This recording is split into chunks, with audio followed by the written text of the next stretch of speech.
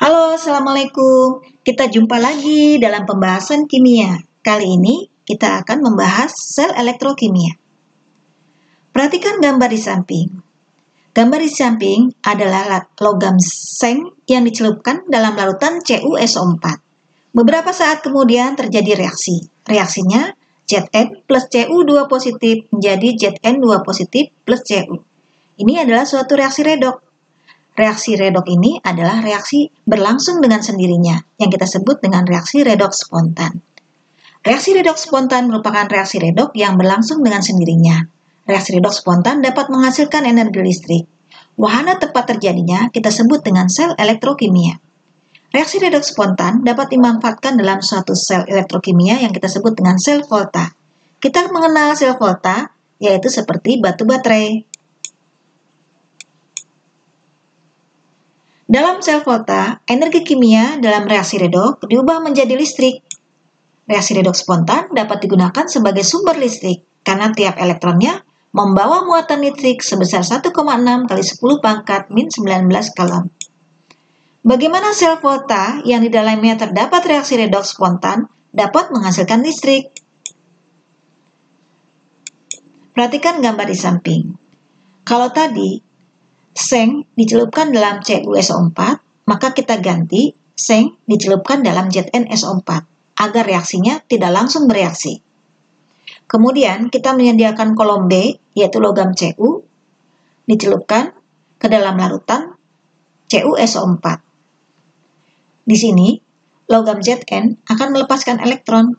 Elektronnya akan lari ke kabel, kemudian bisa dilihat voltasenya melalui voltmeter. Di sini ada saklar. Jika saklar ini dihubungkan ke alat-alat listrik, tentu akan terlihat bahwa elektron ini menggerakkan alat listrik seperti lampu menyala. Elektron akan bertemu dengan logam Cu, akan menghasilkan endapan Cu. Kemudian di sini CuSO4 yang terurai menjadi Cu2 positif dan SO42-, ini akan terhenti jika kelebihan muatan, sehingga perlu suatu alat penghubung yang disebut dengan jembatan garam. Jembatan garam berisi larutan elektrolit. Sebagai contoh adalah NaNO3. Na+ akan menetralkan SO42- di kolom B, sedangkan NO3- akan menetralkan ion Zn2 positif di kolom A, sehingga jembatan garam ini membuat suatu rangkaian tertutup dan elektron tidak kelebihan muatan berjalan berkelanjutan. Itulah yang disebut dengan aliran listrik. Reaksi pada sel volta.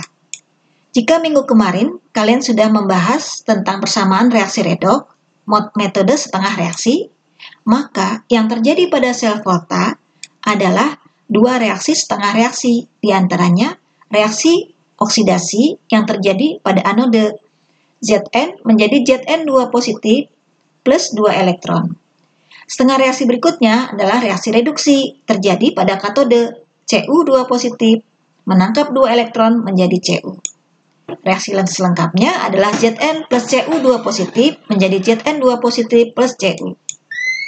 Dalam konteks ini dapat dikatakan bahwa katode merupakan elektrode positif, terjadi pada sel yang mengalami reduksi.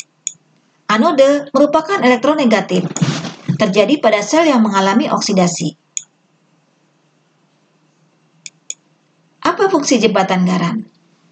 Bersama dengan melarutnya Zn dalam gelas A, menjadi bermuatan positif yang akan menghambat pelarutan Zn selanjutnya. Agar proses berkelanjutan dibutuhkan jembatan garam yang berisi elektrolit, yang ion negatifnya dapat menetralkan ion Zn2 positif, sedangkan ion positifnya menetralkan ion SO42- pada gelas B. Jembatan garam juga membuat rangkaian menjadi tertutup dan listrik hanya mengalir pada rangkaian tertutup. Apa itu diagram sel? Penulisan reaksi tadi dapat disederhanakan dengan diagram sel. Contoh diagram sel untuk reaksi di atas adalah sebagai berikut. Diagram tersebut menyatakan bahwa di anode terjadi oksidasi Zn menjadi Zn2 positif. Nah, di sini ada diagram sel. Sebelah kiri adalah yang terjadi pada anode, yaitu reaksi oksidasi. Sedangkan sebelah kanan itu terjadi pada katode, yaitu reaksi reduksi. Dua garis sejajar adalah merupakan gambaran jembatan garam.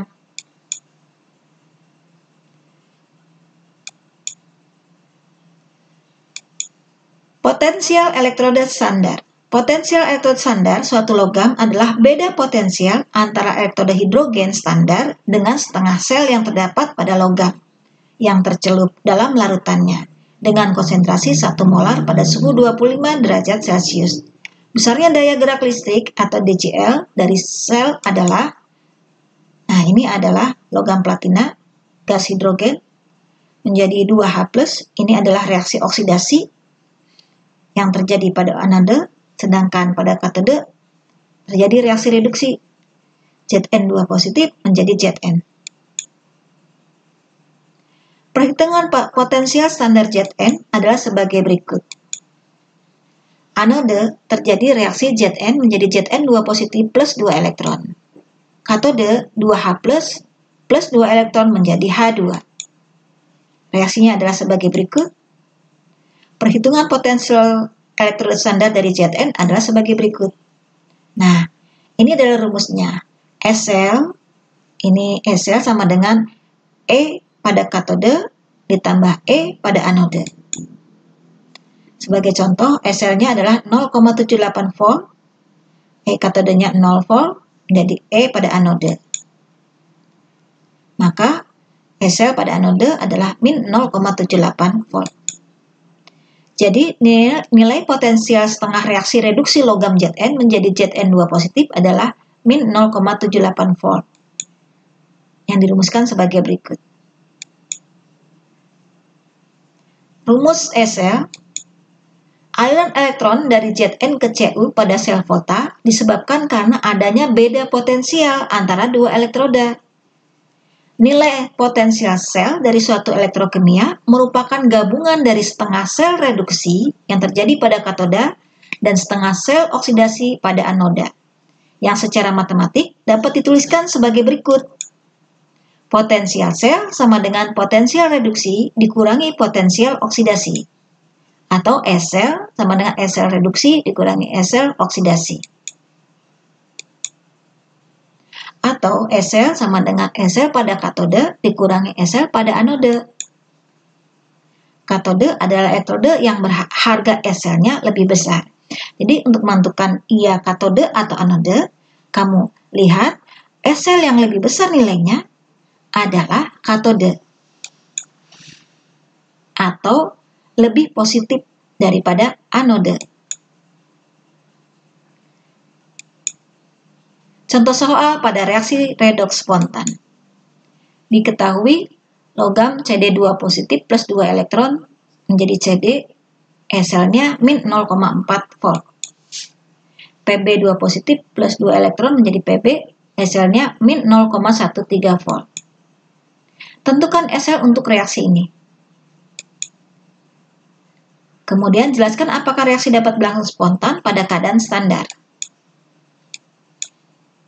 Pb mengalami reduksi terjadi pada katoda, sedangkan Cd mengalami oksidasi. Sehingga SL sama dengan E sel katoda dikurangi E anoda. Perhatikan di sini, katoda adalah Pb. Kenapa Pb? Nah, perhatikan di sini antara harga E 0 pada Cd dan Pb.